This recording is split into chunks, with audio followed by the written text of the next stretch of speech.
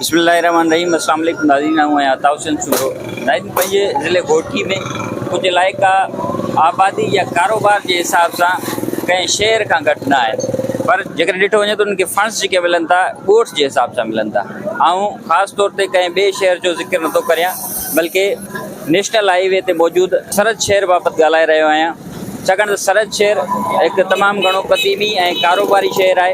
जिते national highway भी मौजूद है उन सां गॾोगॾु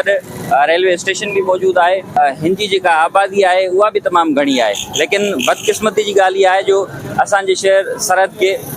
टिन यूसिस में विराए करे हितां जी जेको आबादी है वह घनी ज़ाहिर करण की बजाय उनके घट करे इन शहर से नाइंसाफ़ी कई वही है।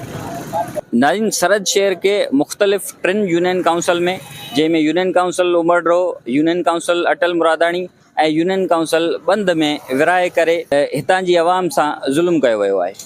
नाज़रीन, कानून मुताबिक़ यूनियन काउंसिल के टाउन कमेटी में अपग्रेड करण जे लाइ जेका रिक्वायरमेंट है पॉपुलेशन जी, उहा तक़रीबन 10,000 खां 50,000 जे विच में आहे।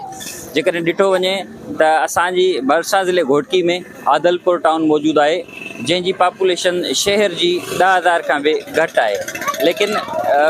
उन्हीं जे जेके आसपास जा ॻोठ आहिनि उन्हनि खे मिलाए करे टाउन जो दर्जो ॾिनो वियो आहे। सरहद शहर के टिन यूनियन काउंसिल्स में विरायो वियो आहे ऐं टिनी यूनियन काउंसिल्स जी जेका पॉपुलेशन आहे उन्हनि खे गॾु करे ॾिठो वञे तक़रीबन 45 खां 50,000 पॉपुलेशन थिए पई, त पोइ इहा नाइंसाफ़ी सरहद शहर सां छो आहे।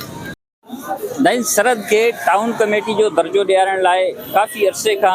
जदोजहद हली रही है, जेका हिन वक्त कुछ पसे पर्दा थी वही है, लेकिन कोशिश कंदासीं जेके उहे किरदार जेके अॻु में मुतहरिक रहिया आहिनि टाउन कमेटी ऐं सरहद शहर के पंहिंजा जेके बुनियादी हक़ आहिनि उन्हनि खे हासिल करण जे लाइ वठाइण जे लाइ जेके किरदार मुतहरिक रहिया आहिनि, इंशाल्लाह इन्ही असां सीरीज़ में कोशिश कंदासीं उन्हनि जो भी इंटरव्यू कयूं ऐं जेके आम शहरी आहिनि उन्हनि जो भी मौक़े अवां जे साम्हूं आणियूं।